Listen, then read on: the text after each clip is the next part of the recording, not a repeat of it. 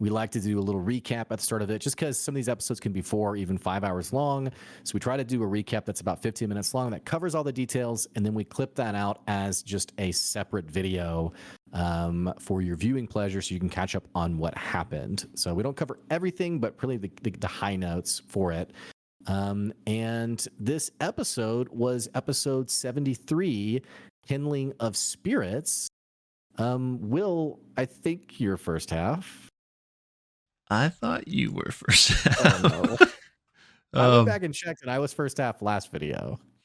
But then I had the solo video. Well, yeah, but I mean, you did the whole thing, right? But I still thought we would switch back and forth. How could we switch back when I wasn't there? Well, the cycle continues. Oh, even if I'm not. I mean, right? I don't know. I prepped second half, and you also prep second half. That is correct. Maybe we could do the first half together. Okay. Then let me so let's see here. Let me get my notes up then for it real quick. Same. Let me refresh myself.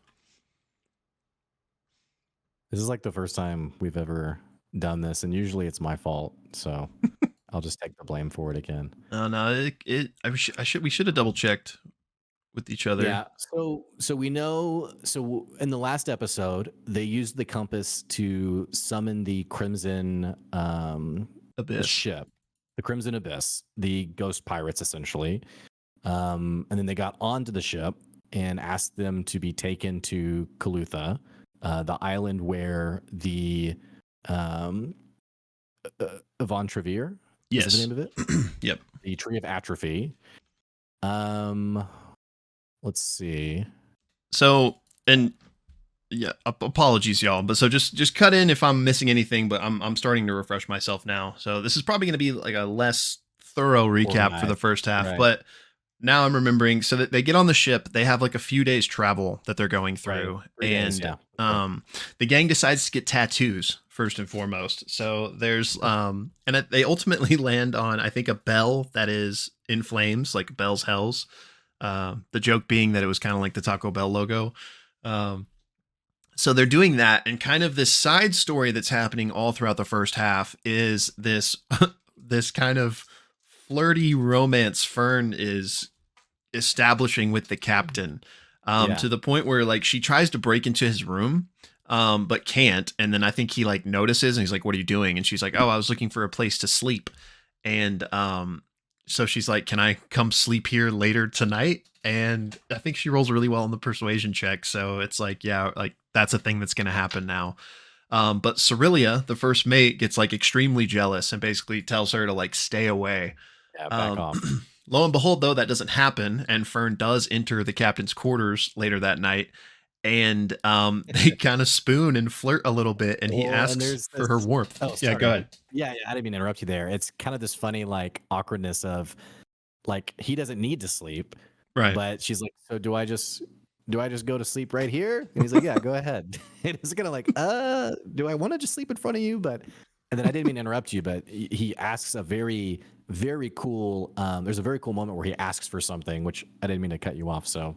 Oh, no, you're fine. And yeah, again, she was just trying to get in there to basically steal from him and look around. So when she went in there to sleep and he came with her and he's like, "Yeah, I don't sleep." He's just like staring at her. She's like, "Oh." But yeah, he actually asks for some of her warmth.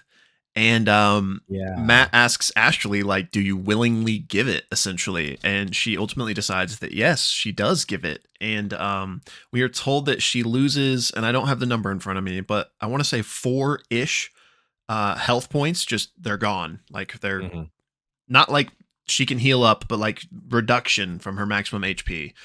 We find out in the second half that it's a permanent reduction, so not something that she can long rest out of, but they're gone. And we also are told that again, this is in the first half. So Matt says, "During the break, I'll tell you what else this like did." So there's another aspect of this that happened because she gave over her warmth, but we are not told what it is. So that happens. The captain's kind of excited about this. Like I think Matt describes like his flames becoming like more vibrant.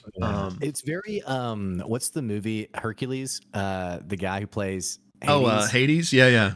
it's very the Disney movie. It's very that-esque of Matt Yeah. continuing like to call on like these flames coming up or subsiding. And I think actually after she gives the warmth and like maybe takes a rest or something, Matt asks again, like basically like a drug addict, you got any more of that warmth for me? Yeah.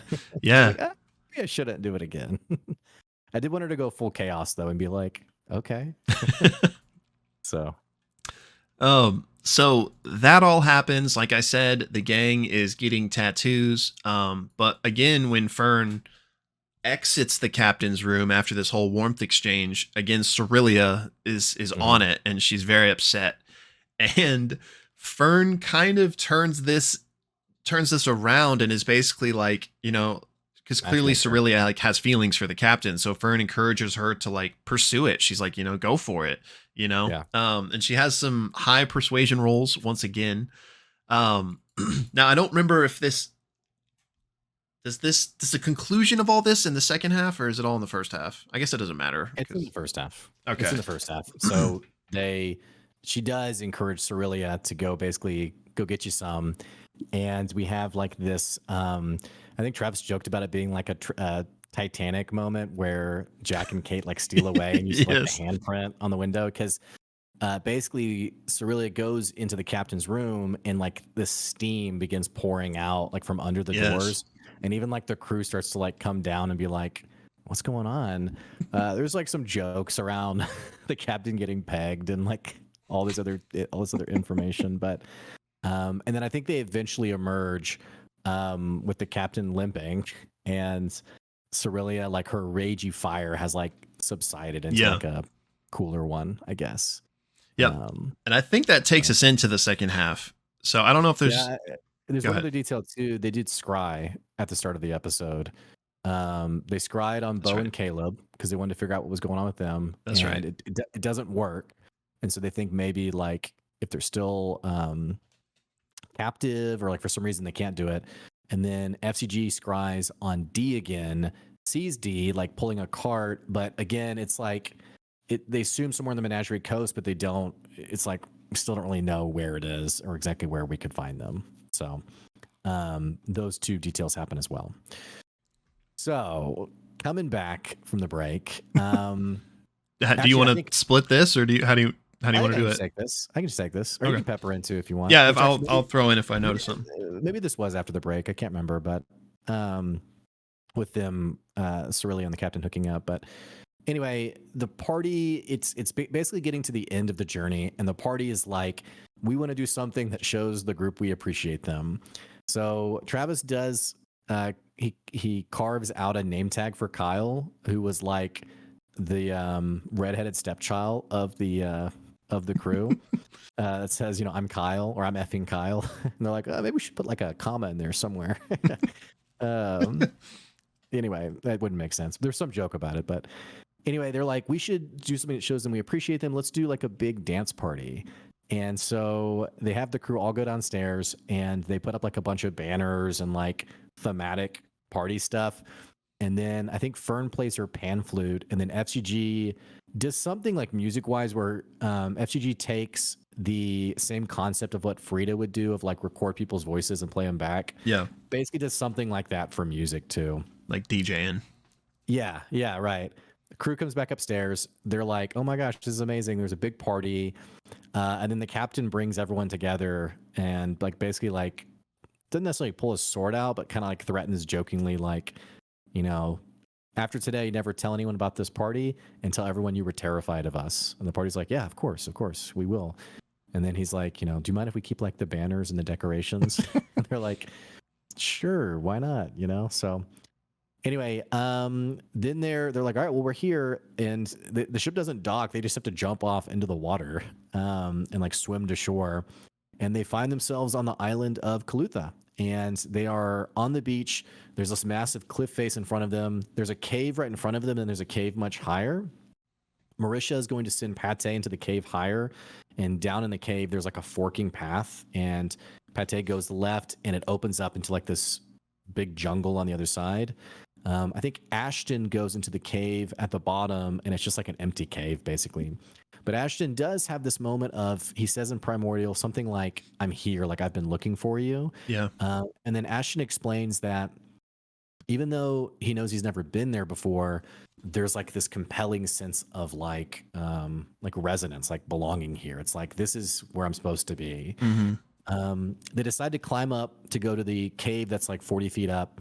And Chetney wants, back at that where that path forked, Chetney wants to go to the right because there's this very strong smell of citrus.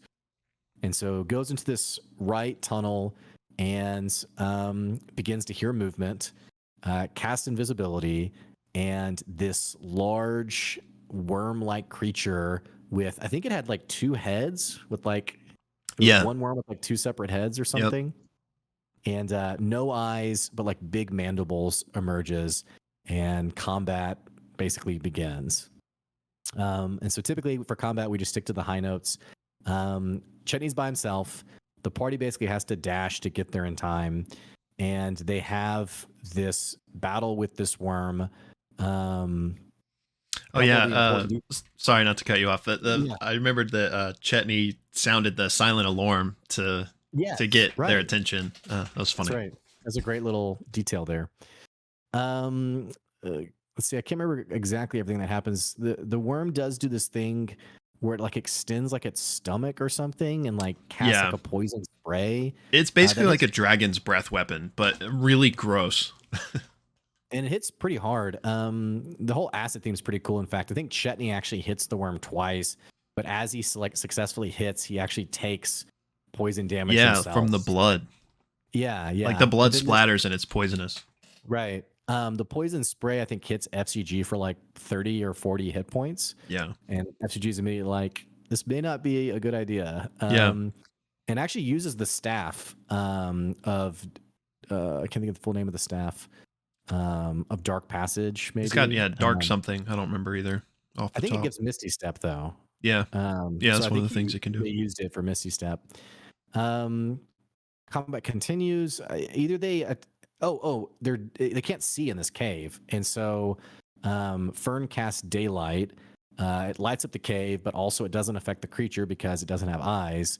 And I think they also notice like tons of larvae and like sacs like on the ceiling or something. And I think some of them like began to sprout or something like that. But the creature has layer actions, and one of the layer actions is these like pods fall from the ceiling and like explode for some damage. Yeah, that's right. Honestly, they pretty much kicked its rear.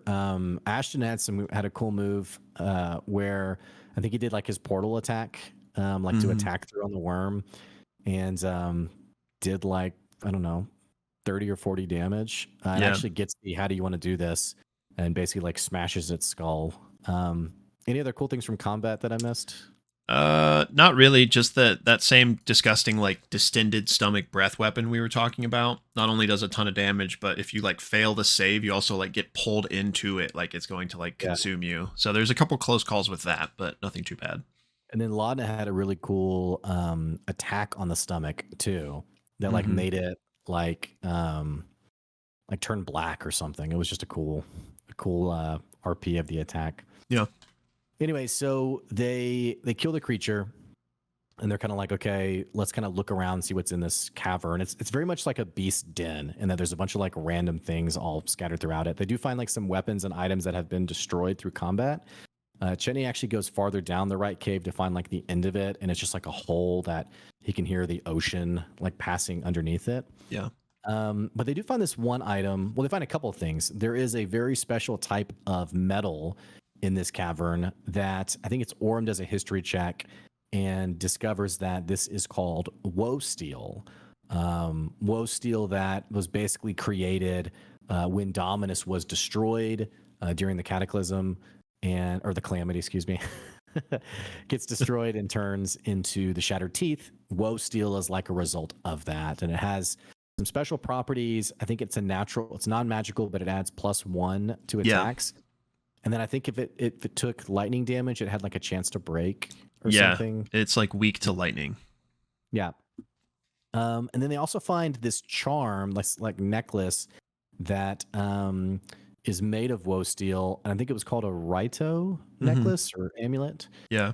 And they're basically like, well, let's figure out what this is, but first let's get out of this cave first. So they double back, they go through the left passage that opens up into that jungle area. Chetney does, actually, I think FCG does identify on it, and they find out that this item is like more of like personal significance, and that it's actually, it can't be attuned to by them. But also there's like this detail that these Rito charms are like very special symbolic items of the Ascended Host, like the faction that manages and protects Kalutha, the island that they're on. Chetney does Grim Psychometry to do a history check on the item and basically sees the wearer of it from at some point time ago, like leading a hunting party and like venturing into the cave and essentially being killed by the worm that they just themselves fought and killed. All that to say, they continue into this section that they've come out of the cave with, ideally to head eventually to make their way to Avant Trevere, the Tree of Atrophy. So, and that is where the episode ends, episode 73, with a wild and crazy recap, kindling the spirits. So don't forget, if you want to watch our full thoughts and ideas about this episode, you can click the link to get our full discussion. And also don't forget that we want to know your thoughts and theories about the episode. So please don't be a stranger. You can feel free to check out that whole video as well. So anyhow, pop. Okay. All right. Yeah, it wasn't very much like, was supposed to bring the tickets or the sandwiches? I'm surprised that's the first time it's like really happened in right. however many episodes we've done now.